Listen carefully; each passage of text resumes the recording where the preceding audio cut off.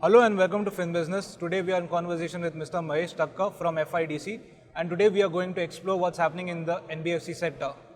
So welcome on the show. Thank you. My first question is, recently we saw in the last 2 quarters there was a slow growth in the NBFC space. There were many reasons attributed to it. There was some crisis with respect to the regulations as well. What is the current situation with respect to NBFCs? See what has happened, this sector was doing very well. We had seen the growth rate of 20 to 30% in last 3 or 4 years, 5 years. And the whole growth story of India, GDP and the economy and the capital formation, asset growth was led by NBFCs. Since banks were not doing this, NBFCs took a lead. Most of the public sector banks went under PCA and they were slow on lending. So we went and lended to the MSME, to the corporates, to the infra equipment, automobile sector, traders, entrepreneurs, startups, fintech, everything. So went off very well. There were opportunities which we capitalized on. But suddenly there was a company called Infrastructure Leasing and Financial Services Companies, which was an NBFC by definition, by theory, but it was no way connected with any NBFCs of the type which we are doing, It went into default. It was a private sector company with the public sector money and run typically in a public sector way, no accountability, with so many core group companies and lending into infrastructure projects which were perhaps not vetted, or there was a slowdown in infrastructure. That's why it could not run very properly.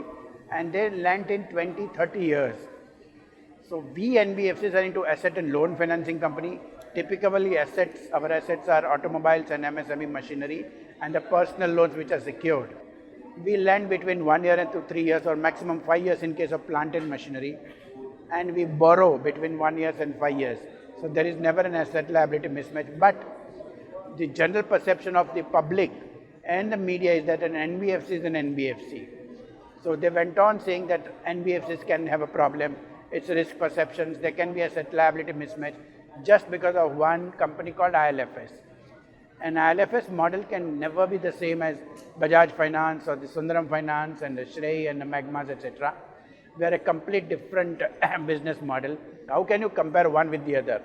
And the success or the failure of one cannot be compared to the other. Bankers, who are our funding partners, the 70% of the NBFC funds come to the banks. They are also governed by RBI and we are also governed by RBI. They immediately thought, yes, one NBFC is defaulted. RBI is not giving an indication or signal. Should we further lend to NBFC or wait? And they just decided to wait and watch.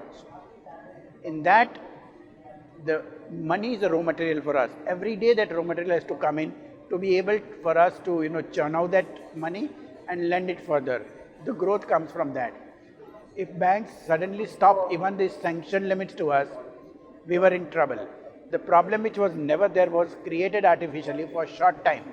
In the meantime, we went on shouting that liquidity is not a problem, but the banks cannot stop. How do we fund ourselves? So bank said we will do our securitization and not on lend on the liability side. That solved our liquidity problem for the time being. We sold our assets to bank, got the money to liquidate our commercial papers and other borrowings which are matured. But that stopped the growth, that reduced the growth, impaired the growth, because the new loan cannot be done. It just takes care of the imminent problems which was cropped up. Funding has started coming in. We have suggested other ways, reducing the over dependence on banks. How do we do that? We have institutions like SIDBI, NABARD, Mudra or CGTMSA which can do it, or have a separate refinancing window for NBFCs. ECB norms to be relaxed, NCD norms which are little tight by SEBI needs to be relaxed.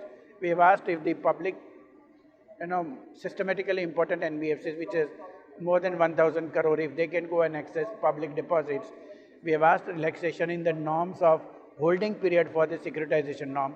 So if these are all taken care of, we'll have a separate refinance window exclusively for NBFCs, like there is for NHB for housing finance companies. So if these are taken care of, we'll be again back to normal. Of course, 30-40% growth is unjustifiable. It cannot remain for all times. But 15-20% growth in NBFC sector will take care of the GDP target. How is the refinance scheme for Mudras? How are NBFCs seeking that same thing? Mudra is the ready-made institution which is available. As I said, substitute for public deposits and the bank finance. Somehow Mudra gives the loan between say 10,000 to 10 lakhs. It is banks and MFIs have taken advantage, but the typical ticket size of NBFCs is between 2 and 10 lakhs, where it's automobiles and other SME sector. That's not picked up at all because of three basic reasons. One is the threshold for any NBFC to borrow from Mudra is 15 crores, whereas the RBI allows 2 crore NBFC also to be an eligible NBFC. So all NBFCs, more than 2,000 of them, which are between 2 and 15 crores, are automatically out. Straight entry barrier. Second thing is it requires all NBFCs who want to borrow from Mudra to have an investment grade rating. Now, as you know, the external rating agencies have a typical model for NBFC. Whether you are 2 crore company, 20 crore company, 200 crore company or 2,000 crore company, model for the rating is same. So under that model, a small size NBFC of 100 crores or less will never get an investment grade rating. So if you don't get that rating, again you are out. So the companies between 15 and 100 crores also are out. Now talk of big NBFCs, and there I come with the third problem. These are all cumulative problems. The third is there is an interest cap. That means I borrow from Mudra at X%, I can lend only at X plus 6%. The 6% interest rate cap is unjustifiable because we are talking of the very risky borrowing, lending between 2 and 10 lakhs. These are to the traders, SMEs, small rickshaw pullers, etc. And servicing cost, your sourcing cost, as well as the recovery cost is high. So we have asked the interest rate cap to be removed.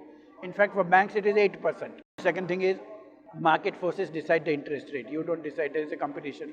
So if these three things are done, Mudra will pick up like anything. And one last question. There are very new age NBFCs coming up. Some are changing their business models completely differently. Lending through database. How is FIDC kind of supporting these new age NBFCs? Fintech companies and P2P both are, struggling today because of the Supreme Court judgment, particularly fintech companies, because if eKYC cannot be efficiently used, the process will be slow, There's an advantage of them to be able to quickly do it. Now on the P2P, they are the aggregators. They have the lenders on one side and the borrowers on the side. They are doing it. We are welcoming it, but the model has to be seen, understood the risk perception. These people are not going to take on their books at all. If that is going to happen, who will have the risk, So those needs to be cleared. They are most welcome. This is a matchmaking between a borrower and a lender, and nothing wrong in that. But all the risk perception and aversions need to be taken in mind. All right, sir. Those were some great insights. Thank you. We hope NBFC sector grows altogether. We expect this March quarter to be much better, and in fact next year to be equally better. Thank you for talking to Fin Business.